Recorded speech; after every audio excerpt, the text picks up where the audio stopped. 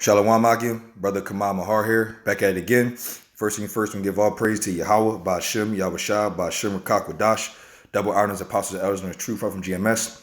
Blessing to the Akim out there preaching his word with whole heart, true sincerity. And blessing to the 144,000, the 1/3, the first fruits kingdom of heaven, house of David, the Biyaf Dawadah. And shalom to you brothers out there speaking in different tongues and looking in different nations. Shalom. So today I wanted to get on Esau, but I wanted to basically, touch on the fact that our people are struggling right now. The so-called Negroes, Latinos, and the Indians, along with the elect and the 2/3. But at the end of the day, though, this truth is for the elect. So we endure this thing for the elect's sake. But at the end of the day, though, our iniquities and our punishment is about to be up, man. We about to be, and we're in a time frame where great troubles are coming. But as these troubles come, they have to come because after the troubles come our rulership in our kingdom of heaven. So, and these particular plagues and different, all these different curses and different things of that nature that's negative against us is going to go on the heathen, so-called white man and the heathen. So predominantly Esau. So, we've been through it. There are captivities, but this is our last one by faith, and we can tell by the prophecies. And we almost done this thing, man. We almost out of here with this particular captivity situation, and we're going to endure forever. Because if I go to first things first, if I go to I know it's Daniel 7 actually.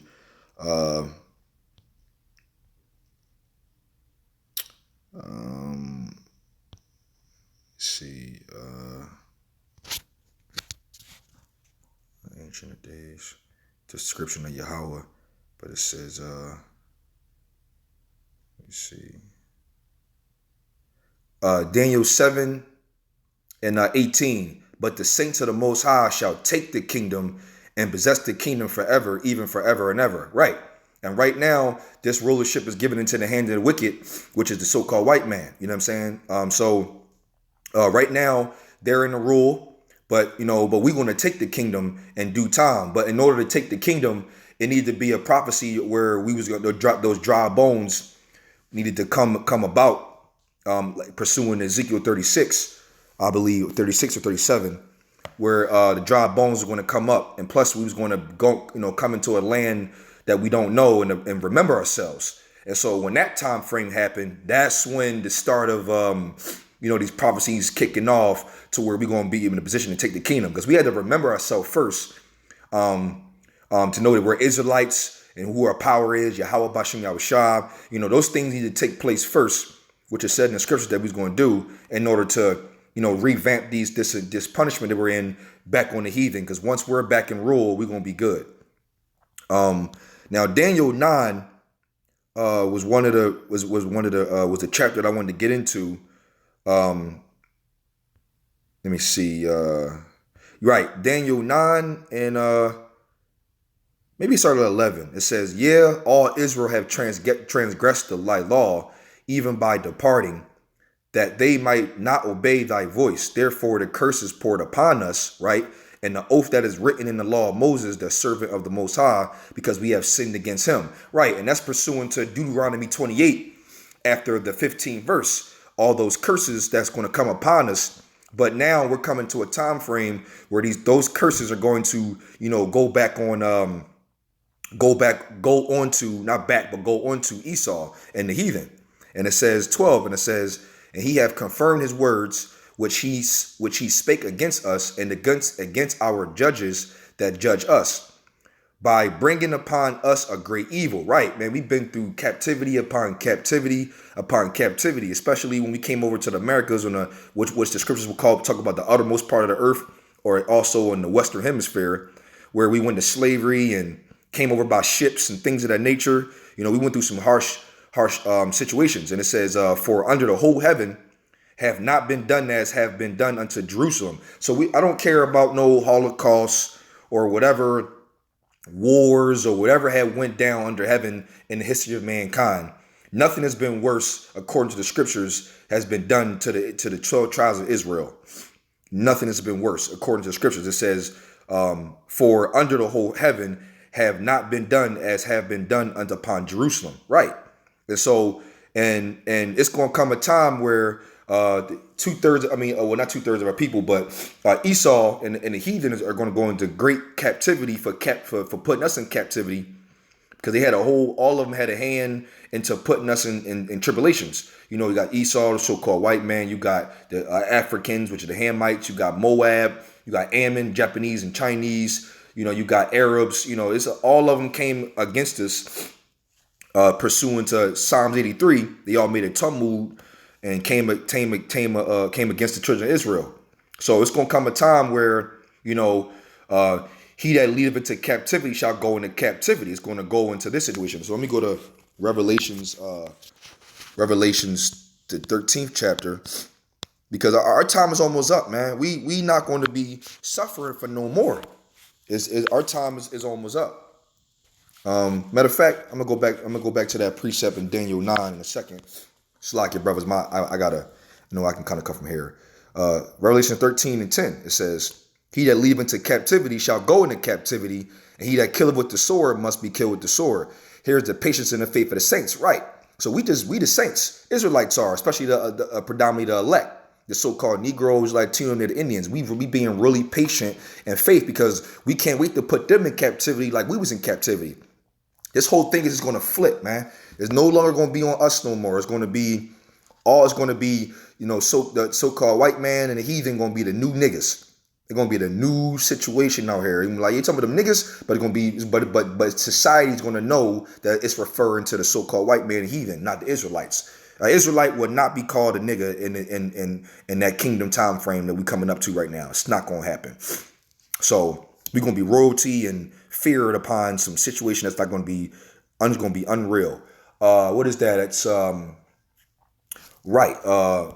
Isaiah. Priests are coming to my mind. Isaiah 14 and 1 and 2. Predominantly 2, actually. I'm going to go right to the point. And it says, and the people shall take them, as the Israelites shall take the heathen and the so-called white man and bring them to their place. Right. And the house of Israel shall possess them in the land of Yahawashi Yahawashi for servants and handmaids. Now, granted, wasn't we servants and handmaids before? Right. So this is a prophecy going into the fact that that our captivity is going to flip and going to go to the so-called white man and heathen. And it says, and they shall take them captives, whose captives they were, and they shall rule over their oppressors. Right. So these prophecies are going into the, to get back, what it says, it's a righteous thing to recompense tribulation to the ones that oppress you, or the ones that oppress you. Right. And who oppressed us? So-called white man, the slavery and the heathens, man. They all did us dirty. Africans sold us off to the Edomites. You know what I'm saying? Because we came out of 70 AD, came up through the mountains, came into the so-called Africa, and then we basically dwelled there trying to do our thing. But they didn't like that, so they sold us off for resources. So we're gonna do the same thing. You know what I mean? We're gonna do the same thing. What's that? What is that? That's let me go to Revelations again. But matter of fact, let me go to the Apocrypha. Let me see. I believe it's Ciroc 10:8. And it says, because of unrighteous dealings, on Ciroc 10:8, injuries and riches got by deceit, the kingdom is translated from one people to another. Right. And that's what, and this kingdom here was stolen. You know what I mean? It was stolen from native Indians, and it's a proud situation that got to come down. It's like Sodom and Gomorrah and different things of that nature. It has to be given up to a righteous situation, because the let me see, what's that? Okay, it's not it. Because the so-called white man, they change laws and times. They change rules for their benefit. They break their own rules and make another rule. It's just all wickedness, man. And this thing is not dealt with righteously, because it says unrighteous dealings. Everything is set up for the so-called white man, and that's it. And we got to struggle. We on the bottom. We in the ghettos, but we not going to be in the ghettos for too long. It's for the sake of my video. This is edification for the brothers, because we are soon to be out this captivity and go on our own land back to Israel. Yahawashi is going to deliver us, man. And we're going to be right back out this captivity into a wonderful, glorious situation where these plagues and these situations that we keep dealing with is not going to be upon us for no more. Let me go back to Daniel 9. Let's see. So Daniel 9 and back where I was. It says, right, and it's, let me see, and I wanted to get into, right, it says 13, as it is written in the law of Moses, all this evil has come upon us, yet we not our prayer before the Lord, thy power, that we might turn from our iniquities and understand thy truth. Right, and once we start doing that, that's exactly what's going to, pretty much, take these things off of us, man. We're going to understand ourselves. We're going to go back to the law, statutes, commandments. We're going to pretty much get back to where we need to go. And matter of fact, Lamentations, Salakia, brothers. Lamentations is what I wanted to get into. 4 and down at the bottom. This is what I wanted to get into.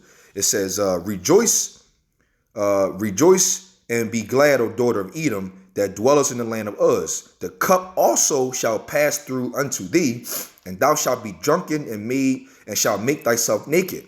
And the punishment of thine iniquity is accomplished, O daughter of Zion. Talking about the Israelites, right? We about to be done this thing, man. Our punishment is about to be up. There's no more punishment for us, and we will no more carry thee away. And he will no more carry thee away into captivity, and he will visit thy iniquity, O daughter of Edom, and he will discover thy sins. Right. So it's going to flip, like I got into with Ciroc 10 and 8, where it says, because of unrighteous dealings and I don't want to butcher it. Let me go ahead and go back into it. Because that's the point. You know what I'm saying? That's the point. Ciroc 10 and 8. And it says, because of unrighteous dealings and injuries and riches of God by deceit, the kingdom is translated from one people to another. Now, mind you, back in Daniel 7, it said the saints would take the kingdom. So we're going to take this thing by force, as we should, because this kingdom was taken by force too, right? So why not in righteousness get back 187, take this one by force? Absolutely. It's only right. It's only right. And so pursuant to Deuteronomy 30 and 7, it says, and the Lord thy power, and the Most High, Yahawashi thy power, will put all these curses upon thy enemies and on them that hate thee, which persecuted thee. Right. So this whole thing going to flip right on Esau, man. It's time for them to go. It's their turn, and it's going to be their turn for 1,000 years, and they're going to be exterminated, as they should, because, like I said, for unrighteous dealings and injuries and riches got by deceit, the kingdom should be translated from one people to the next. It's only right. Revelations 18 and 6. It says, reward her even as she rewarded you, and double unto her, double according to her works. In the cup which she had filled to her double. Right. So we drank that cup. So now it's only right for, the Edomites to drink that cup, but double unto them. You know what I'm saying? So, you wanted to come up, buck up against the Israelites, you know what I'm saying? Because they went too far pursuing Obadiah. They went, you know what I mean? They basically kicked us while we was down. So during our calamity, they basically came and, did us dirty while we was down. And that's not cool. They broke their brotherly covenant, so it got to go down with them. You see what I'm saying? So reward her even as she rewarded you, double unto her double according to her works, and double which she had filled her to double. And if you go right up in 5, it says, for her sins have reached unto heaven, and the Most High remember her iniquities. Right. The Most High remembered the iniquities of what the so-called white man and the heathen done to Israelites, man. And our punishment almost up, man. And once our punishment is up, it's over. It's over, man. And what a beautiful thing, because pursuing in Revelation 13 and 10, we got to be patient, because it said, wait upon the Lord, because he will fight for us. So that's what we're doing. That's why it says 13 and 10, it said, he that leaveth to captivity shall go into captivity, and he that killeth with the sword must be killed with the sword. Right. So, we're not in the time frame right now to be forcing Esau's, downfall. We got to wait on Yahawashi and be patient, because it said, here's the patience and the faith of the saints. We got faith in Yahawashi that he's going to deliver us through the situation and fight for us, like he did all the times in the book of Moses, man. We conquered mad other kingdoms because we had spiritual power and we had the Lord fighting for us, man. It was easy. It was easy. You know what I'm saying? So, it's because the Lord has, set us up to be able to win and do what that do. So we got to be patient and keep faith, man. And the Lord is going to flip these things on us, man. Because these curses about to come off of us, man. We already seeing these curses coming on to these heathen, man. We already see it happening already. So it's a your time to be living right now, because we see persecution. We see all these things happening. I think that's Matthew 24. I'm not sure of this. I'm gonna go start at 1 for now, but there's a point I want them to get to.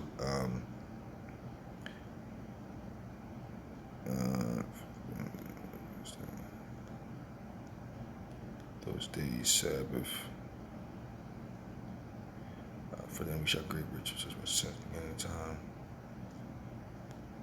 Believe not before. Shaken.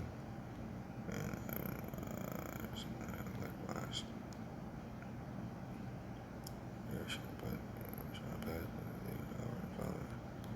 Let me see. I might have passed over it, but it was saying all these things must come to pass. I might have passed over it.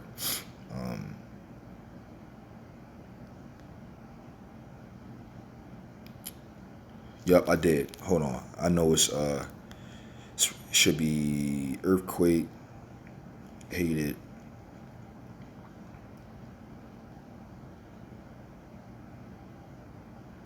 Desolation, prophet. Shalak, your brothers. I really wanted to bring this one out. And suck and Sabbath day. Such was never shall be. Shortened for Lexi. If any man shall sing to you, there is Christ. Behold, I have told you wherefore it was. Okay, I can't really find it right now. I'm gonna move too fast, but it was going into the fact that all these things must happen so the end can come, or at least the kingdom can be established. I might have, I'm like really, really flying through it. Okay, watching the thief would. It's okay, but I wanted to get that, but it's I'll come across it at another situation. I know it's in Matthew. I'm just probably reading a little too fast. Deceive many, but rumors of wars. Hated for my name's sake, but shall deceive many. West Coast. It's okay. It's all right. So at the end of the day, though, these things got to happen. These great tribulations got to come. So in order for the kingdom to come established, because we gotta get through the chip, we gotta get through Jacob's trouble, the war, Yahawashi coming back. It's gonna be some really, really great things happening negatively and positively. But in order for this kingdom to happen, it gotta look bad before it can look good.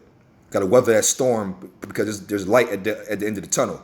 So I wanted to bring that out with brothers, man, because our punishment and our captivity is almost up, and what a beautiful time to be in right now, to see these prophecies happen.